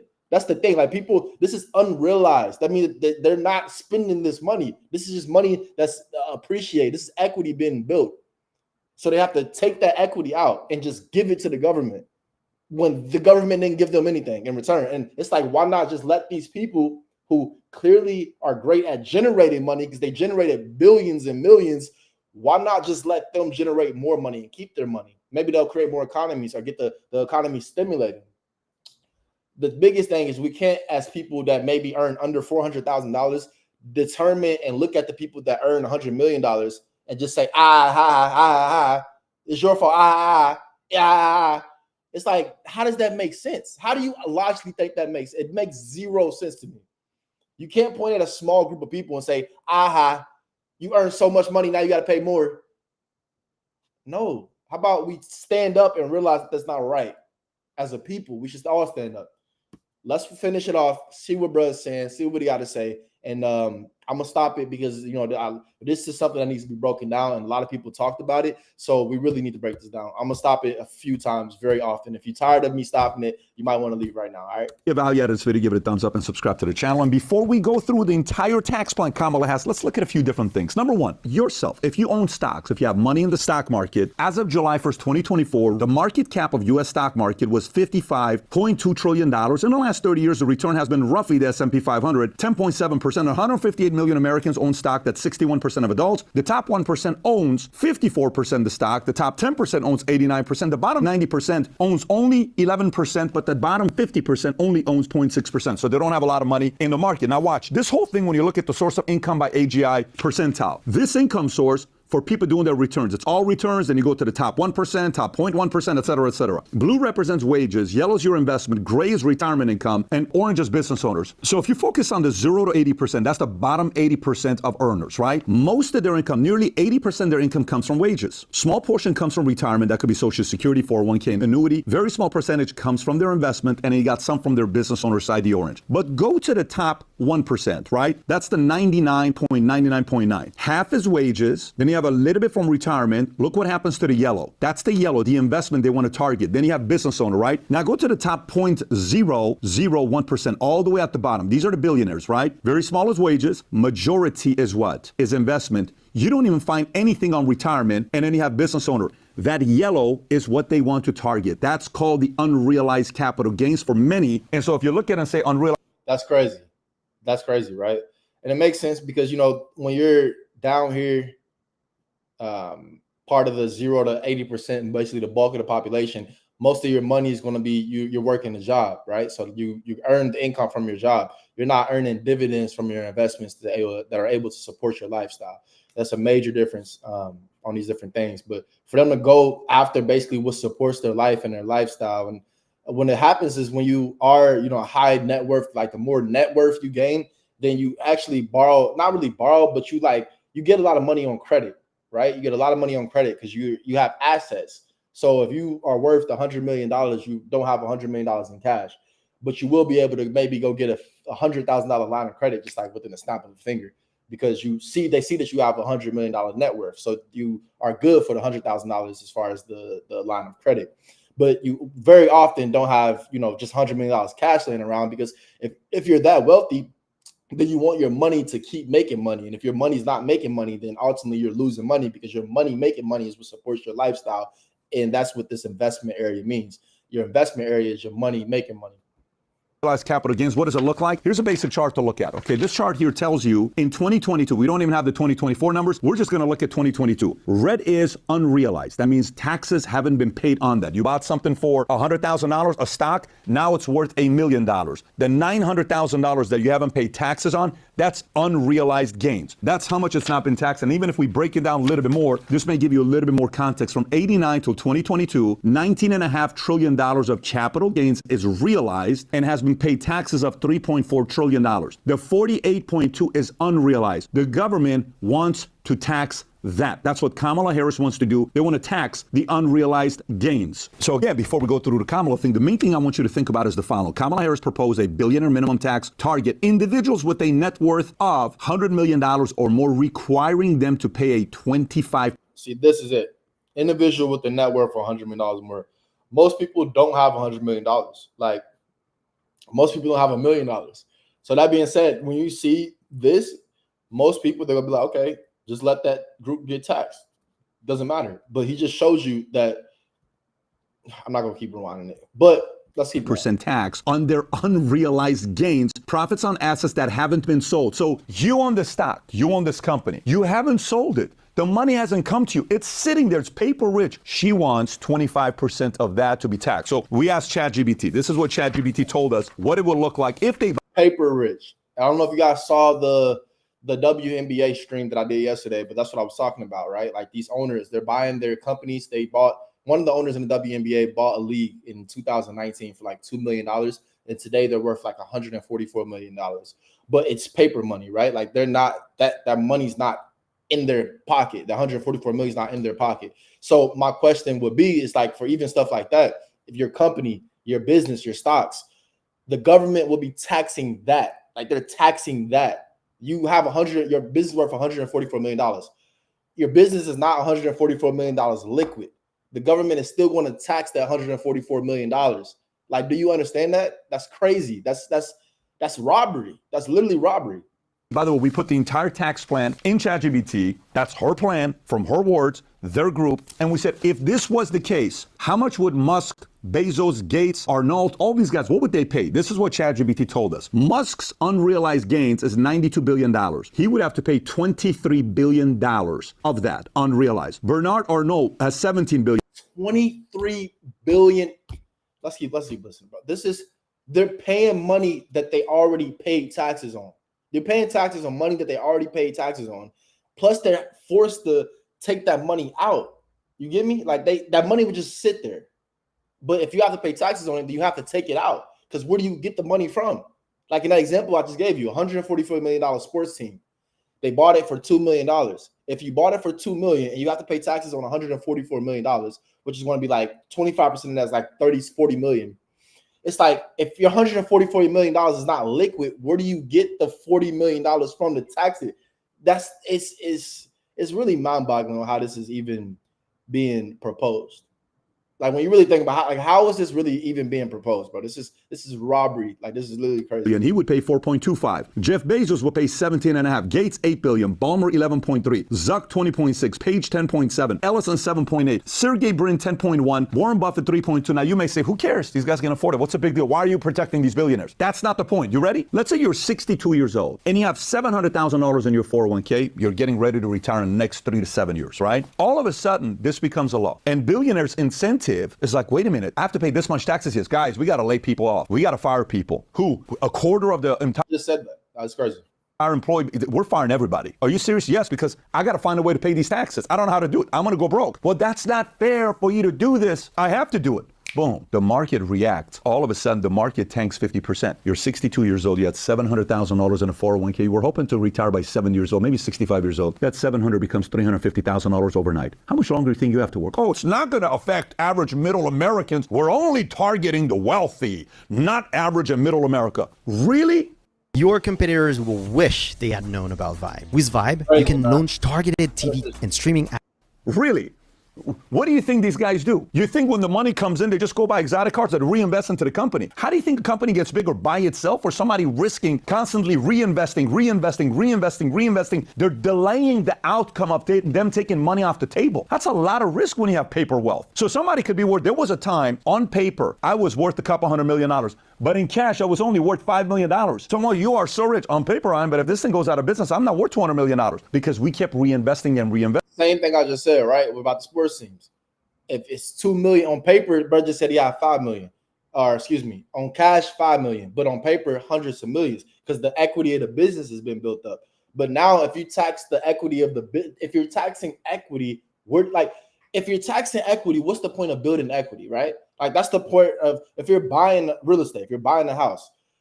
The whole purpose of you buying a house at, let's say, 100,000 when the house is worth 200,000 is because you have equity in the property to fix it up and to sell it and to still make money. If you were buying the house at 100,000 and the government instantly tax you at $200,000, then it's like, what's the purpose of even buying it? Like, what's the purpose of even trying to keep that? What's the purpose of having equity if the government can take equity away? Like, I don't think most people don't get this because most people aren't financially financially what's the term I'm looking for? Like, not even trying to be politically correct, but I'm trying to watch what I'm saying. Like, not financially literate. Most people are financially literate, but it's like financially savvy. That's the word I'm like. Now, people are not financially savvy. Most people know go to work, get a check. If I go to work over 40 hours, I'll get paid overtime. If you're not taxing my overtime, that'll be great. Like, most people only think very simple. So they're not thinking about if you're owning a business and taxing your business, paying yourself through your business. They're not thinking about all these different tax and payment and revenue setups. They're not thinking about this. So if you hear something very simple, then you're going to just simply go forward with that. Investing. So now let's go and look at this thing, because instead of just looking at all these numbers, let's see how much money Kamala and them are going to be getting. So if you look at their chart, okay, this is again from taxfoundation.org to look at. Here's what you'll come up with. I want to go through all of them, and then I'm going to show you what the total number is at the end. So one by one. This is just for individual revenue raisers for taxes to the government. Raise top tax rate on individuals to 39.6. If you go all the way to the right, you'll see from 2025 to 2034, that's going to generate them an additional $170 billion in 10 years. Next one, tax unrealized capital gains at death over 5 million, impose a 28% tax rate on capital gains over 1 million, another 171 billion. Expand a net investment tax base to active pass-through income, another $257 billion to the government. Expand Was a $28.70 billion in 10 years. Next one, tax unrealized capital gains at death over $5 million. Impose a 28% tax rate on capital gains over $1 million. Another $171 billion. Expand a net investment tax base to active pass-through income. Another $257 billion to the government. Raise the net investment tax income from 3.8 to 5%. Another $125 billion. Raise the additional Medicare tax from 0.9 to 2.1. Oh, middle income's not going to pay for it. Who the hell pays that Medicare tax? Who Only pays people from Medicare 0.9, tax, 3.8 to So you're 5%. raising Another Medicare $125 billion. 0.9 to 2.1. This is the stuff that gets lost. Like, this is why I said, like, if you're still around, I really appreciate you sticking around, because a lot of people, they don't care to go through this. I wouldn't have really cared to go through. I don't even know where to find this at. I just so happen to, like, this is one of my favorite creators from the standpoint of just life and growing up in real life type stuff, right? Check out the Valuetainment podcast, PBD, all that, right? Long story short, though, this right here is the real breakdown of it. And nobody mentions this Medicare tax being raised from 0.9 to 2.1%. And that Medicare tax is hitting everybody. Like, no matter who you are, that you got to pay that. Raise the additional Medicare tax from 0.9 to 2.1. Oh, middle income's not going to pay. And especially if you have a check, or W-2. If you're on W-2, you definitely pay a Medicare tax. Pay for it. Who the hell pays that Medicare tax? Only people making over $400,000? Everybody does. That's another $258 billion. Make permanent the limit on excess business losses for pass-through firms. Another $20 billion. Next one, 1031 exchange, $500,000 and gain, $20 billion. Tax carried interest as ordinary income, $6.7 billion. Create new limitations on high-income taxpayers with large retirement account balances and increasing minimum required distribution and miscellaneous tax increases on savings, another $63 billion. Tighten estate and gift tax rules, another $94 billion. Miscellaneous tax increases on pass-through reforms, another $2.1 billion, for a total of what? Roughly $1.2 trillion just on individual revenue. That's you, okay? That's $1.2 trillion over 10 years. But let's continue. Here's corporate revenue raisers. Corporate taxes, let's raise it to 28. $882 billion over 10 years goes from companies to the U.S. government. Next, raise corporate alternative minimum. $882 billion. It's over 10 years. So, how much is that a year? 882. Somebody help me out with that. 882 divided by 10. How much is that shit? I'm actually curious. I gotta figure this out. How much is that? 882 divided by 10. 882 divided by 10. 88 million a year. 88 million a year.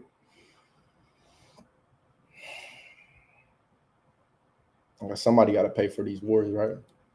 Tax from 15 to 21, $346 billion. 21, GILTI, minimum tax rate and other GILTI changes, another $278 billion. I don't know what GILTI, I'm not even gonna lie. I don't even know what that means, but I'm tired of these taxes. I don't know what it means, but I'm tired of these taxes, bro. This is getting nauseating, looking at all this stuff. I understand. Let's let it play. Repeal FDII, you got $92 billion. Section 265, $187 billion. 4% excise tax on stock buybacks, $79 billion. Modifications to 162, limit on deductions of excessive employee remuneration, that's another $265 billion. Miscellaneous corporate tax increase, $34 billion, for a total corporate revenue of how much? Another $2.1 trillion.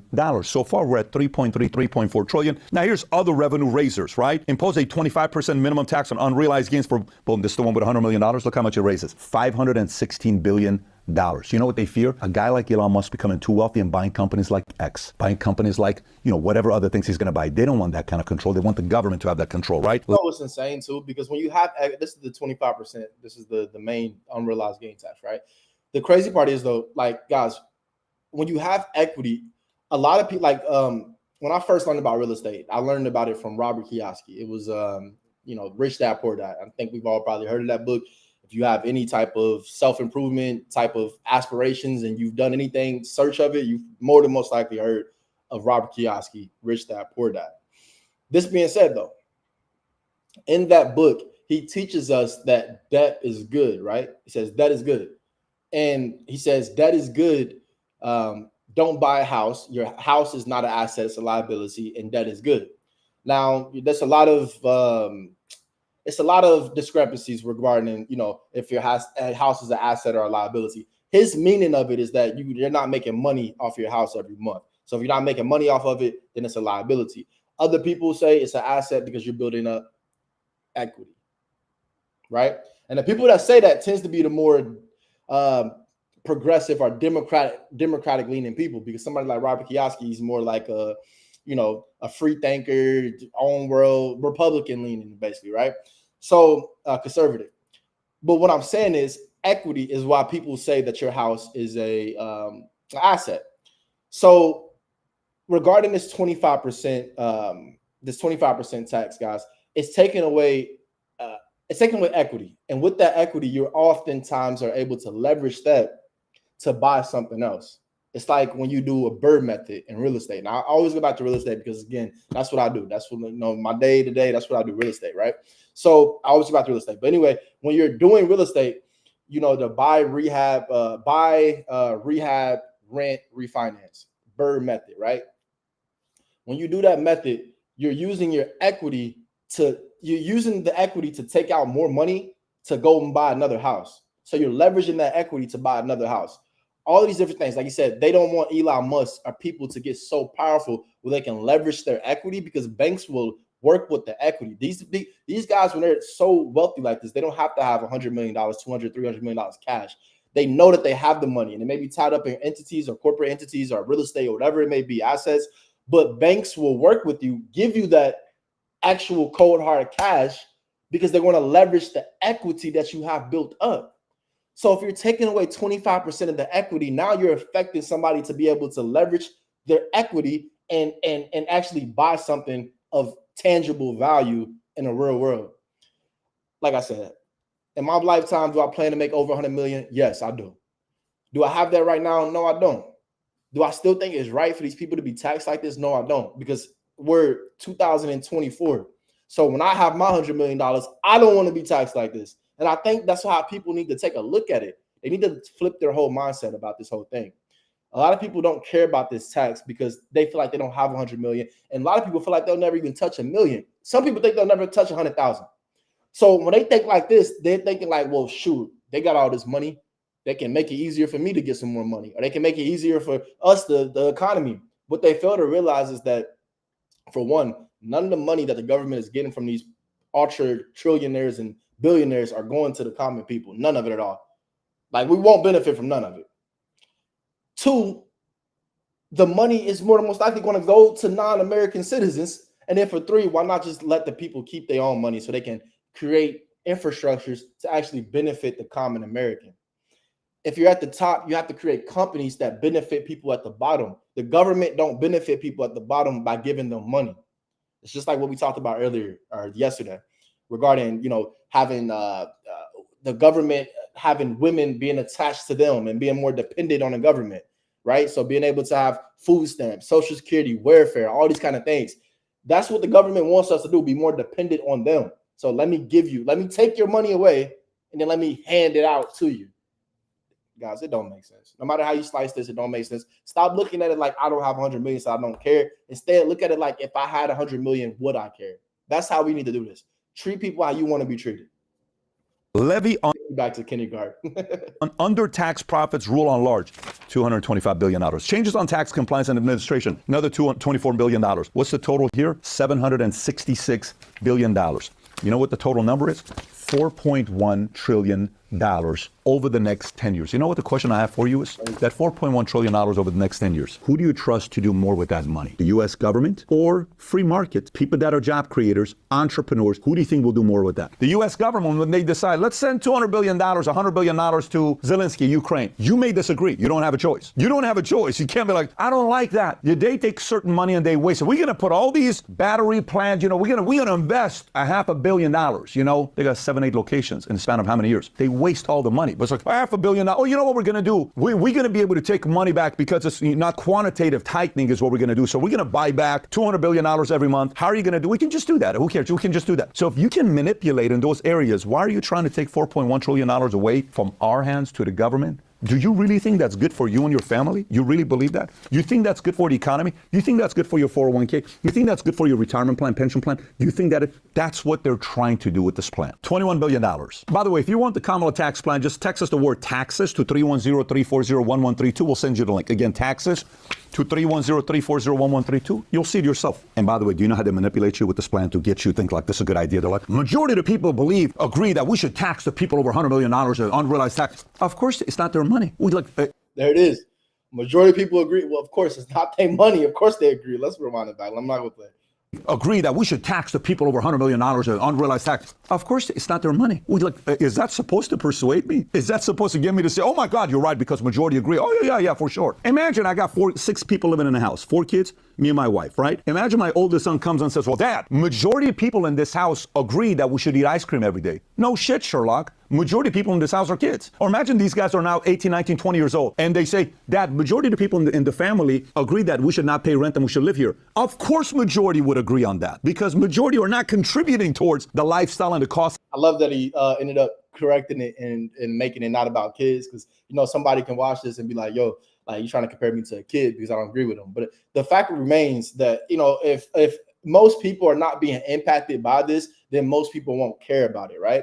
When most people, you know, got the PPP loan, most people are not PPP. The hell was those things? The economic impact payments, EIP payments. You know what I'm talking about? The stuff they were sending through the mail. People were excited because most people got it, right? That's why people were excited. Most people got it. So it's like, if you flip that around and most people aren't being affected by it, then most people won't care. Or in terms, most people might just be like, yo. So when you package it with Kamala Harris, who has a likable personality, who's a lot softer and sweeter than Trump, right? So it's easy to already not like Trump if you don't like him. It's already easy to not like him if you don't like him. And if you don't like him, if you're in the middle, it's easy to not like him, right? And then you mix Kamala in with this nice personality, but then on the backside, you got this realized gain tax. But now the other question is, will she even do that though? Like, because when you really think like this is a drastic thing, I don't think she will actually do this. That's the thing about politics, but they say a lot of stuff, but do they actually do it? They don't. And then they blame it on somebody else, bro.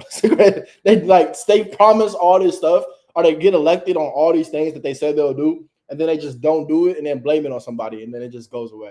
Like, if you ever want to be in politics, bro, that's the thing. You got to literally just promise you're going to do so much.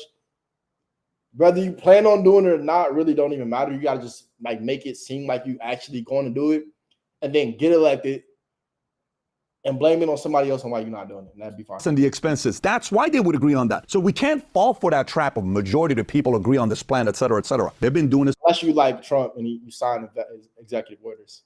But nah, I mean, a lot of people just, whatever. Let's rewind this back a little bit because I want to get the full essence of it. We only got like a minute left.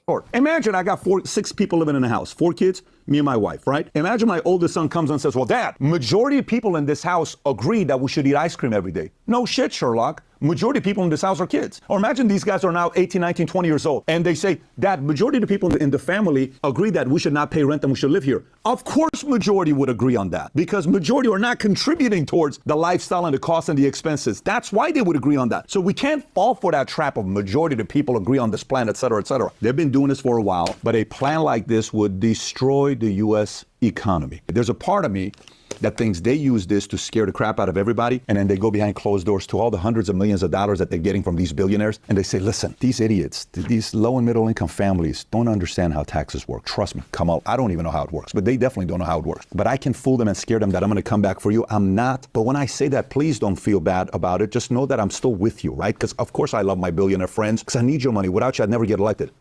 Fair? Cool. All these billionaires, terrible people that I have dinner with every night. Oh my God, it's so uncomfortable when they pay for my foie gras and my Kobe beef and my all this other stuff, right? These are bad people. In front of you, they're bad people. Behind closed doors, they're kissing their ass, because without them, they don't get reelected. You got to pay attention to this, because it's your money, your kids' money, your family's money if you don't pay attention to it. If you want this entire thing texted to you, text us the word taxes to 310-340-113. Yeah, that's insane. I mean, like I said, when it comes to this taxes thing, man, I just feel like having less government is better overall. We need our government to, provide for us, to protect us, and to do all these things. When I say provide for us, I mean like provide good streets and, all the other small city things and stuff like that. We don't need government, poking too much into our private lives. And I feel like the more they get into our pockets, that's the more they get into our private lives. And, they're going to start at the top, and this can go down easily, right? This can start as a 25% tax with $100 million net worth individuals, and it can easily become, 20% tax on $1 million net worth, 10% tax on $100,000 net worth. It can easily spiral, is what I'm saying. So it's like, why not just nip this in the bud right here? I mean, even if she does do that, it would still have to go through like the House and the Senate. So even if she did put that up as a bill, like I said, she'll point. I feel like 10 times out of 10, this would not become an actual law. Like I would be so surprised. I'll be really surprised if this became a law. Like I'll be really surprised if this became a law. Like I said, it's robbery. It's robbery. If you think that it's not robbery, it's because you don't think you'll have $100 million in your life. And if you don't think that, then whatever. But the fact remains, think about if you did. Then you would think this is robbery. You would not agree with this if you had $100 million. All right. Now, that being said, Big Steppers, let's go ahead and switch up the rhythm. So I was on all right. Yo, I was on the whatchamacallit the other day. This YouTube the other day. I'm scrolling through. I end up seeing this this video, and this is a Diddy subject. I know I got some steppers tuning in. I appreciate you guys tuned in on Rumble. Go ahead and hit a like for the algorithm, man. But nah, I saw Diddy. I guess this is like one of his sex slaves or something, bro. I don't know. But this, I don't know if y'all saw this. I probably did, bro. But real quick, chat. If you still with me, man, we're gonna check this out and get the stepping up out of here, yo. So check this out. This is the guy back in 2018 for context. This dude was in the Trump National Doral Miami Hotel, and he ended up shooting off some like shots in the lobby, right? So nobody was hurt, nobody got injured, anything, right? But he ended up getting arrested. Now, when he got arrested, he had a lot of interesting things to say about people, particularly about Diddy. And this is before anybody knew anything about Diddy, right? This is before we knew Diddy was with the freak offs and all the stuff that he was doing. But this is before we knew any of that. This is what bro was saying. Check it out. In plain sight. It's it. I think I see what you're saying. Okay, how do I know this? Yeah, that's what I want to know. How do you know this? Do you know Sean Combs? Puff Daddy? Yeah. P. Diddy? Puff Daddy. Whatever you call himself these days. Yeah, go ahead. Yeah, he's part of what's called the Boule. The Boule is a branch of the Illuminati. Okay. And it's the black people. The Boule. Okay. I'm from Africa, so I'm not a racist. Okay. Okay, you're my brother, so I like black people. Okay. My mom, I was raised by an African woman in my house. Okay. She was just a servant, but she was she took care of me. Right. So I love black people. Okay. I had settlement with Sean. Okay. And he belongs to that agenda. That's why he's so famous. They land all the contracts. It's his attorneys, which are Mark Garagos and Ben Mercedes. Ben Mercedes worked for Bad Boy Entertainment for 4 years and worked for Hillary Rodman for 5. Okay? When I take Sean the threat of death on me, okay? I don't have it, but I can make it available under secrecy. That means that I wouldn't be liable because I don't want to be getting framed for anything. Okay. I had sex with Cassie and Sean. Basically, he would masturbate and tell me what to do with Cassie. I had like 15 encounters, and I heard a lot of business. Because what they would do is Sean talks a lot on the phone. You're hearing what he's saying right now, bro. This is in 2018. He's telling the truth. Like, he has to be telling the truth, right? This is before we ever knew or even thought Diddy was out here diddling. Like, we didn't think Diddy was the diddler back in 2018, bro. He was highly respected. It's crazy. So let's keep listening. He says a lot of crazy stuff in his interview, but we're gonna stick with the Diddy stuff, right? And on the TV with speakers and stuff, and I was like a sex slave, okay? For them, that's what I was. That's all. Look at this. They say, in case you missed it, Odie just claimed that he was a sex slave for Puff Daddy and Cassie Ventura, and that Sean Combs would masturbate while telling Odie what to do with Cassie, as he, Puff Daddy, would conduct business by phone. Bro, this nigga was out here multitasking, my guy. He got, you know what I'm saying, on one hand, He's like watching them do that, and then he's like conducting multi-million-dollar deals on the phone, bro. This is crazy. I don't even. How can you do all those things at one time? Like, how can you even, put it right there, right there? Yeah, nah, I ain't buying that. I'm buying that. Let me make sure I get it off too. That's crazy. Diddy is a wild dude, man. This is a wild man. All right. I caught herpes, and I came back and Shit. Bro said he got herpes from Diddy. That's all. All right. I caught herpes, and I came back and well, not from Diddy, because I don't think he wasn't giving it to Diddy. I don't know, but it would have been from Cassie. So that mean that Diddy probably gave it to Cassie, and then he got it from that. That's crazy. Seen for the herpes and won, but they did. Mark Garagos and Ben Mercedes. They didn't, and I came back and I sued him for the herpes and won. He sued Diddy for herpes. That's what he said. But they did. Mark Garagos and Ben Mercedes were his attorneys, okay? And Christopher Leon's here was my attorney. They asked me to turn in that, which was the video recording, and I did so. They gave it back to me accidentally, and it's possible I threw everything out. It's possible I can produce a copy. Gotcha. It's possible. I'm not sure. Now, how does this lead towards Donald Trump? Okay. The Mercedes family, Ben Mercedes, that works with Mark Garagos. Mark Garagos used to be Michael Jackson's attorney. Yeah, out in Los Angeles. Yeah. Yeah. He had he drugged Michael and they OD'd him, okay? He didn't overdose. They OD'd him because they keep the royalties of the music. Michael alone made $860 million alone last year, okay, in 2017, which keeps that royalty. That's what I'm saying. Like, he told the truth about the Diddy stuff. Now he's talking about a whole bunch of crazy stuff. He's saying, like, I guess the record companies keep Michael Jackson royalties with his business. So what he said about Diddy is right there. So the point is, he was right there in a time when we thought Diddy was, he was getting key to the city. He was like, his name was being put on schools and buildings. The whole time he was already doing freak offs. You know what I'm saying? But at the same time, bro, like, the freakiness isn't why he's in trouble, right? Like, I guess it was okay for him to do the freaky stuff. He can conduct business, masturbate, and direct pornos, like live porn, like at the same time. But when it comes to the actual sex trafficking stuff, that's what he's unfortunately in his you know what I'm saying, got caught up for. But this guy's talking about a whole bunch of interesting stuff that I said, the fact that he was telling the truth right there makes you just wonder if he's telling the truth here. I watched a little bit more of it. Actually, to get away from him a little bit, here's this. Check this out. That's how quickly this business owner moistens followed up with all of his new. Here. When you're 85 years old on your deathbed, you're not going to wish you had fewer crazy stories. So let me introduce you to The School Game. The School Game is a... Do you know Sean Combs?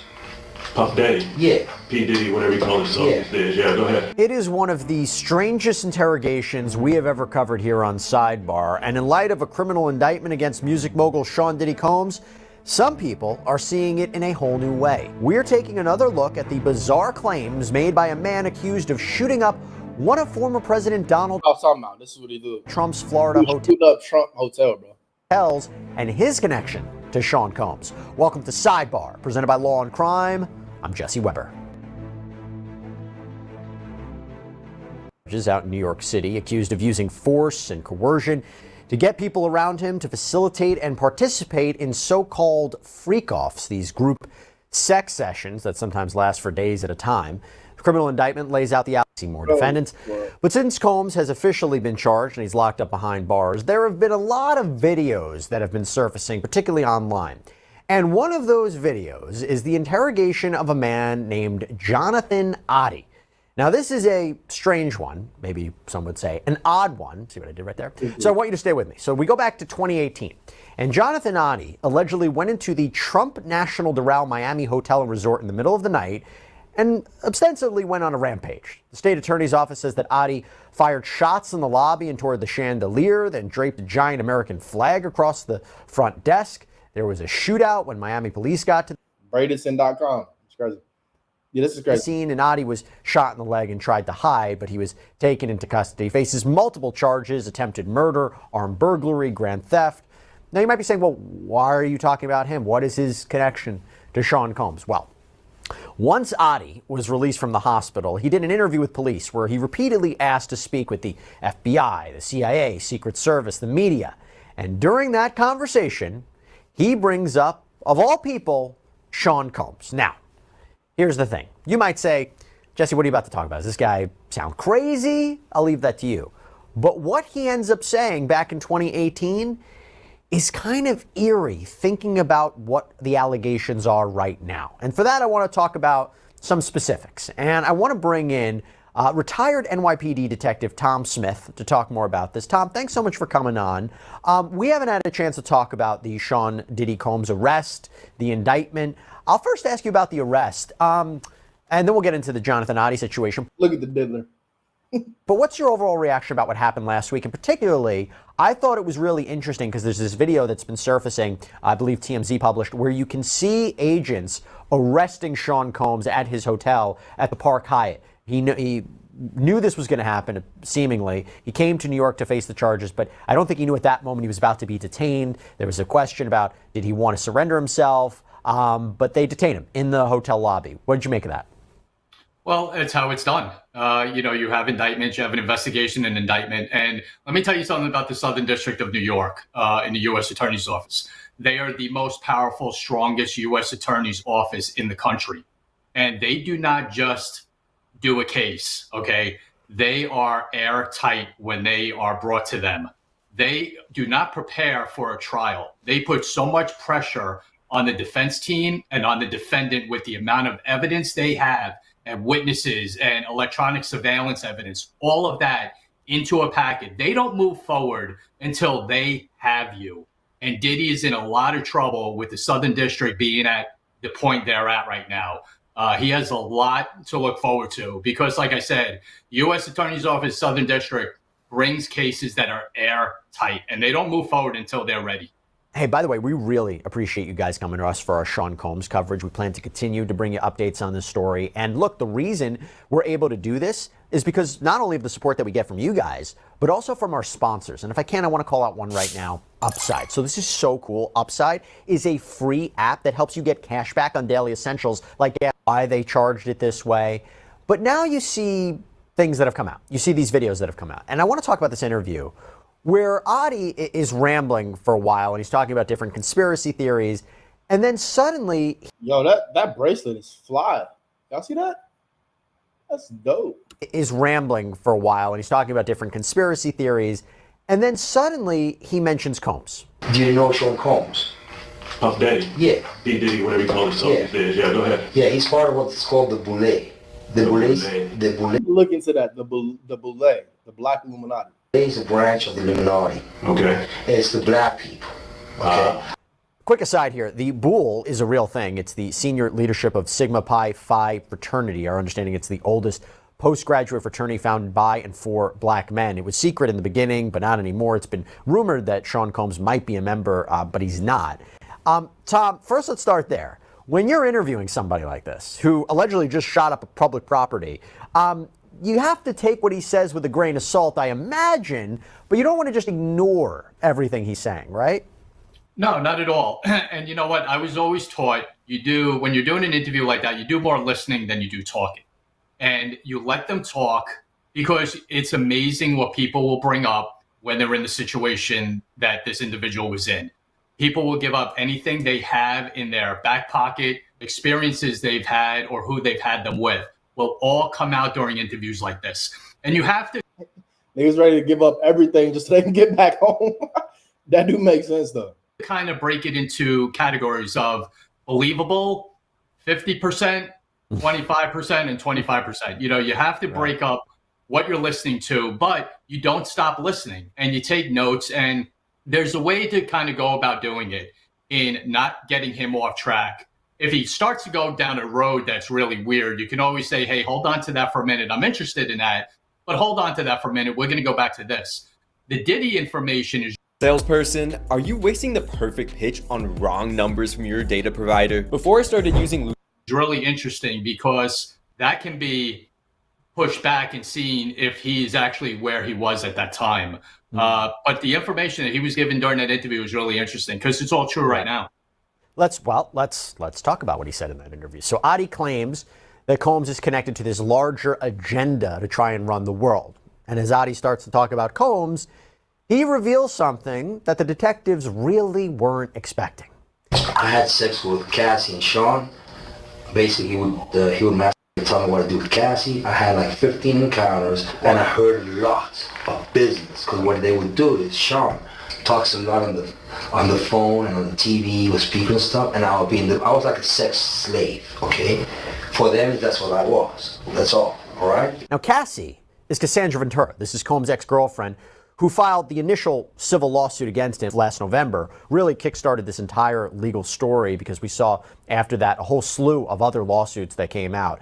And eventually this led to the federal criminal indictment. And while she isn't named specifically in the indictment, she is believed to be the person identified as victim number one. She's the one and only victim in the whole indictment, which is crazy because she was the one essentially getting slutted out. She wanted it. Shorty wanted it, bro. That's crazy. In this indictment, it's with respect to the sex trafficking charge. And her story in her lawsuit and the accusations in the indictment seem to line up. And Cassie claims that Combs abused her for almost their entire 10-year relationship, using his money and influence to keep her from leaving. She claims Combs would have the most dumbest shit to me, bro. Like, how do you... She really just like got a big W. I mean, of course, he obviously did a lot wrong. I'm not saying he didn't. The nigga closed. Like, I mean, he got her up out of here the next day after the lawsuit, right? He ended the lawsuit. He settled the lawsuit. But what I'm saying is, Shorty stayed for like a decade. So I'm gonna stop. Let me stop. Male escorts brought to his home or hotel rooms where these freak-off sessions would occur. These elaborate setups were reported. How many? I'm just like, wait a minute. Do you think they were having freak offs the whole decade? How many niggas have she had up in her, bro? Like, think about that. Like, she's drugged supposedly, so she's not maybe feeling some of it. Like, in one night, she probably can go through like 5-10 of them. It's crazy. That she probably got more bodies than Dennis Rodman. Like, that's crazy. Reportedly filmed, complete with lighting and support staff, thousands of bottles of lubricant and baby. Look at her. That's the thing about women, bro. They look so innocent on the outside.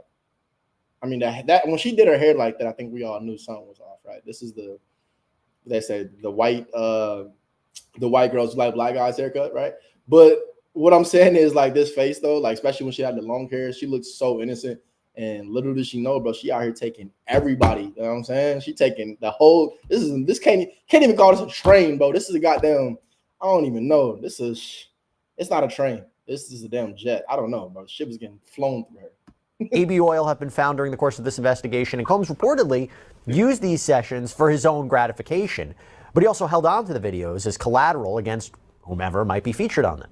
And Cassie says that she was forced to take drugs when she participated in these freak-offs. Sometimes Combs would participate, sometimes he would just watch. An anonymous source told the New York Post that sometimes Combs wouldn't even be in the room, but could see what was going on from an elaborate camera setup in the home. So, Tom, this interview is from 20...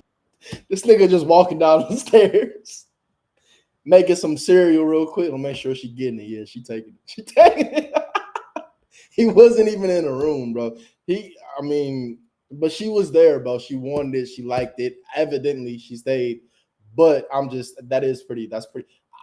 Me personally, I couldn't wrap my head around that. Like, I mean, this is like the girl you're supposed to love. This is the one. Like, maybe if it's like your side piece or something, you just want to get some kinky shit, I guess. But like the one, like, why you just want to share her with everybody? But that's crazy. I don't know. 18. The fact that he is referencing this before Cassandra Ventura's lawsuit, before the indictment, before all of this came out, before all of us knew what a you're not even in the room while you sharing. That's actually crazy. Diddy got to be a little crazy, bro. Did y'all see the Candace Owens thing with LeBron James? I'm like, why he's so quiet? I watched that today. I ain't gonna lie. Candace in her bag. I think we're gonna react to Candace tomorrow. She dropped another episode today about Kamala. Shout out to Candace Owens, but I've always had love for her. But yeah. Let's go. This interview is from 2018. The fact that he is referencing this before Cassandra Ventura's lawsuit, before the indictment, before all of this came out, before all of us knew what a freak off was, that is really. Is he gonna trademark freak off, bro? Look at bro smirk. Before all of us knew what a freak off. We didn't even know what a freak off was, bro. Shout out Diddy, bro. We the only reason we know what a freak off is because of Diddy. He needed to trademark that. Like, that's crazy. Chilling, and all of us knew what a freak off was. That is really chilling and kind of gives us pause. Did he try to get serious again? Yeah, it corroborates everything that is going on right now. And this guy becomes a witness. You know, he may have just stated this during a random interview back in 2018, but now he's a witness in the present day. They're going to go to him to see what else he knows. Now, when you have an individual like this, when you get him in this session now of being a witness and you can kind of guardrail his way of thinking instead of just letting him go off on tangents, who knows what else he has or what other information he has about other crimes that were committed, who else was involved. There's a lot there, and you have to, take him for his word right now until it gets to a point where you don't anymore. But he's going to start corroborating a lot of the information that's out there right now. And he claims that he participated in some of these sessions. And he also says he caught an STD. I caught herpes, and I came back and I sued him for the herpes and won. But they did Mark Garagos and Ben Mercedes were his attorneys, okay? And Christopher Leon's here was my attorney. They asked me to turn in that, which was the video recording, and I did so. They gave it back to me accidentally. And it's possible, I threw everything out, it's possible I can produce a copy. So again, this interview is taking place back in 2018. Cassie's lawsuit wouldn't be filed until November of 2023. So the officers don't really know what he's talking about. Tom, you think he might be cooperating with the government. Maybe they're speaking with him. The problem is, of course, is credibility, right? And during this interview, Adi makes references to a lot of things. He makes references to a cabal of rich people who control the government. He claims the hip-hop world had its own goal. The hip-hop agenda is an agenda. All right, so we can look for off. I want to show y'all this real quick. They're saying Diddy not eating in jail. I don't know if y'all saw that, but this was pretty crazy. But yeah, this Adi guy is really interesting, man. Real quick, let's see this. So Sean Diddy Combs may have stopped eating in jail. He already on suicide watch and all that. We already figured it out like last week, but check this out. And the update comes via our friend Larry Levine, who has a source close to the investigation. Larry is a former federal prisoner himself who served time at 11 institutions across 5 states and is founder and director of Wall Street Prison Consultants. He advises people who are about to face the same plight. Look at him. He's looking at himself in his laptop, and he got the camera right here. I feel you, Larry. I'm doing the same thing, my nigga. That's why I keep looking down the camera right there. Joins me now live. Okay, Larry, spill the tea. What are you hearing about Diddy's eating? Well, I got an inside source there at MDC, and if they knew who it was, they'd really plots. When people go into custody, they have anxiety, they're depressed, a lot of things go through their mind. And one of the things they do is they stop eating. They lose a lot of weight. Look at somebody coming out of prison. They look like a POW or something, but they've been through the ringer. Now, there's I don't know what he's talking about. All the niggas I know that go to jail, they come out buff, bro. The niggas come out like got double muscles. No, I'm joking. Collateral issue that may be here. Look what happened to Jeff Epstein. I got people every day saying, you think they're going to Epstein him? And I go, well, I really don't know. But they can't have this guy do a suicide. It would look kind of funny. Now, imagine if somebody got to one of the correctional officers, and this could happen. They don't make a lot of money. And there's people out there that he has things on that do have a substantial amount of money. Imagine if someone paid someone off on the inside to actually poison his food, give him a heart attack, and he dies. And no one would really think anything of it. So that may be one of the reasons he's not eating. He's really, really paranoid. Diddy paranoid. I mean, that does make sense, guys. Like we don't know if Diddy really scared.